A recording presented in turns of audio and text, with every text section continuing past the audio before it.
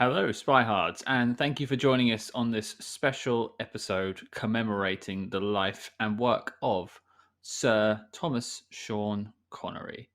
I'm Agent Scott, And I'm Cam, the provocateur. and we wanted to take a quick moment just to acknowledge that Sean Connery has left us today, the day of recording, the 31st of October, and we wanted to just have a quick chat about his working and career, basically. Yeah, Sean Connery was born August 25th, 1930, in Edinburgh, Scotland. And he passed away in Nassau, in the Bahamas, which is just very notable because that's one of the primary shooting locations for Thunderball. Oh, I didn't know that. Probably once he was there, he decided he wanted to move there. I don't blame him. Yeah, he had a very good life. We don't need to feel bad for Sean Connery. He had a very long, blessed life, an amazing career, and he's going to live on as an icon.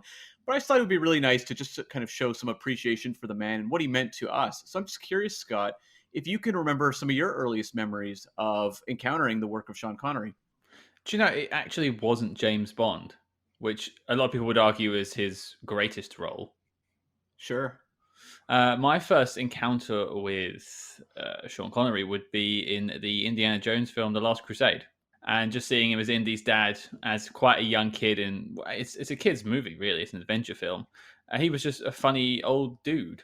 Yeah, like that movie definitely had an impact on me. My first, I believe, encounter with his work was actually in Darby O'Gill and the Little People, which was a Disney film from the late 50s. It would have one of his earliest films. I remember though I was very ill when I saw it, and so my memories of the movie are very much tied into how ungodly sick I was at that point in time. Like I very much remember that part of it. The movie not so much. But I really do, like you, have a lot of memories of Indiana Jones and the Last Crusade. That was a movie that I had seen Raiders of the Lost Ark, I think once, but my parents bought a VHS of Last Crusade, and my sister and I watched that movie just a insane amount of times. Of all the Indiana Jones films, that's the one I've seen the most. And I just remember that scene in the tank with him and Denholm Elliott, where they're kind of joking around and they have this camaraderie and the pen is mightier than the sword and all that stuff. And I was so enchanted by scenes like that. And a lot of movies or TV shows always made the mistake, I think, of making the parent characters kind of boring. And they gave him so much personality in that movie that he really like popped for me as like an 8 or 9 year old watching that movie. I think seeing that film really introduced me to the Sean Connery voice as well, Yeah. which I think I knew more than I knew his work, and I would often put that voice on I as a think youngin. that's a big connection point for kids too, because any kid can do a bad Sean Connery impression. Bad Sean Connery impression. Or flawless, either way. Well, I'm curious though, what was the first James Bond movie you saw him in? the first James Bond film I ever saw him in was actually Doctor No. Oh, interesting. Yeah, it wasn't one of the later ones. A lot of people tend to see something like From Russia with Love or Thunderball first. I might have seen You Only Live Twice on TV as a young kid. I remember the intro quite fondly to that film. But Hmm, the first one I remember seeing all the way through is Doctor No and that intro scene in the casino and that sort of right. iconic moment, which we spoke about on the when we covered Doctor No a few weeks ago. Yeah, and for me, it was either Goldfinger. I remember my parents rented Goldfinger for me to watch one night when they had company. And so that was one of my earliest. It was that, or I taped From Russia with Love off TV and watched that. And I can't remember which. But I mean, I do remember really enjoying him, but also being like, this isn't Roger Moore. And of course, I was brought up on Roger Moore Bond movies. So it took a little bit of an adjustment for me. Well, I was in the same boat. I was brought up on Pierce Brosnan James Bond films, and a lot of people say your first one's always your James Bond, and Pierce Brosnan certainly was my first James Bond, and he's left an indelible impression on the character. But when I watch Sean Connery as James Bond, and I've alluded to this before, he is what I would call the James Bond. Oh, totally. And did he have a certain amount, Sean Connery, have a certain amount of like mystique for you, over the course of your life? Because he was someone who he wasn't like hugely public. He made movies. He wasn't massively prolific. He put out a couple movies every couple years or 3 years, but he wasn't someone who was just in the limelight all the time. So, like for me, he was kind of this very almost enigmatic figure that I was fascinated by a lot of my young life. Did he kind of work for you that way? I'm not too sure it was the same way with me. I think I saw him in a few films and then he wasn't really around. I remember seeing him in The Avengers. I remember seeing him in The League of Extraordinary Gentlemen, which both aren't particularly good films. Way to eulogize the man. Well, I moved on Yeah, to yeah. better work later on, I have to Of say. course. I Of started course. I started with the low and I improved from there. It was all uphill after that. That's what you want, isn't it? That's right. But yeah, he was around in my childhood. His work was around, but because he wasn't as popular in, well, I don't want to say he wasn't popular in the 90s. He was a working man throughout all of the 90s, and he stopped in the early noughties with The Mhm. League of Extraordinary Gentlemen. But Yeah. he just he wasn't in films I was particularly watching, and I was Right. 13 at the turn of the millennium. So I just remember seeing movies. He wasn't like I didn't see a lot of his work at the time because he was making a lot of R-rated films in the '90s when I was kind of young. So I wasn't watching like Russia House or Rising Sun. I saw those movies later on down the road, or at least Rising Sun. Um, but I just remember seeing like Hunt for Red October mhm. or the movie Dragonheart where he was the voice of Draco the Dragon, and he always kind of had this mystique to me. He was an actor I didn't feel I really understood that well. I just knew him as James Bond, an Indiana Jones film as Henry Jones, and then seeing him pop up as these characters who very much dominated the movies they were in. I mean, Hunt for Red October is a Jack Ryan story. No one thinks about that movie as a Jack Ryan movie. They think about it as the Sean Connery movie. Yeah, that was certainly his film, and that was one of the ones I did catch in my early teens. And the only other one that springs to mind of his work that I saw when I was quite young is because my household was a bit of a Monty Python household. Yeah. So, I mean, he's not in any of the Monty Python films, but what he is in is Time Bandits, which is a Terry Gilliam comedy that also was written by Michael Palin and Terry Gilliam, and it stars John Cleese and Sean Connery as King Agamemnon. Did you know I've never seen Time Bandits? It's an interesting film. I think if you don't get on well with Python humor, you may struggle a little bit. But because it was a Python house, we were very much on board. We had that one on VHS. Interesting. It's one I promise you I will probably watch in the next day or so. Today, when we're recording this, it's Halloween, so it's kind of like my evenings kind of clamp down with Halloween movies, horror movies. But I'm on holidays after tonight, so I am going to be, I think, diving into some of these Sean Connery ones I haven't seen, and I'll start with Time Bandits because I've owned the Blu-ray for about 5 years, so I have no good excuse whatsoever. Oh, well, I'm glad you're going to check it out and let me know what you think. I'm actually going to line up a few films myself. Well, here's a question for you then, Cam. You've got tomorrow to watch some Sean Connery films. What's on your Sean Connery watch list? Okay, so yeah, I'm gonna watch Time Bandits 100% for sure.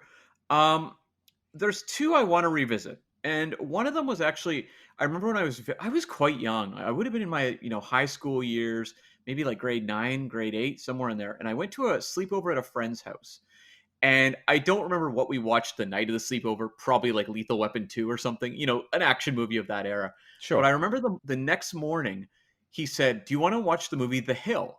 And I had never heard of it. It was a black and white military prison drama, which of course was exactly what I wanted to watch when I was 13 years old or 14 years old. And it had Sean Connery, which was a selling point for me because I'm like, really? Like I only know him from Indiana Jones and James Bond really at this point in my life. And we watched this film. It's made in, I believe it was 1965, and it was absolutely fantastic. And it was just, Connery is one of those actors who became more of an icon than he was acknowledged as a great actor. And I think he was a great actor, but this movie was made. I mean, it's kind of in the Bond, that Bond fame, but it's a movie where he's kind of going outside of what you expect, and it's a fantastic performance, and it's a movie I would really like to revisit. Um, the other one that I want to rewatch is a movie called Robin and Marion from 1976, which I actually watched relatively recently. And I feel like that movie's going to have a lot of power now because the movie is sort of, I mean, before the movie Logan, about Wolverine, there was Robin and Marion, which is about sort of the last days of Robin Hood and his reunion with Maid Marian and sort of the weight of this legacy and the sort of legendary status and what that means and sort of the what that message will mean for the generations to come. It's a very odd movie. It's directed by Richard Lester, who did Superman 2 and 3. He did the 3 and 4 Musketeers films. Um, it's a movie that I watched and I was like, it's really funny in parts. It's very sad in parts. It's very charming with just the chemistry between Audrey Hepburn and Sean Connery. And it's a movie that when it's over, it has this real punch that you almost don't expect. And it has a very just sort of, eulogizing a legend kind of feel to it. And I think it's a movie that feels very appropriate to rewatch right now. That's an interesting one. I might put that on my list for watching tomorrow or the day after. I would really recommend it. It's one that I think has kind of lost a little bit of favor just because there's been so many Robin Hood movies. And that was kind of more like the oddball one they made in the 70s, but it was Mhm.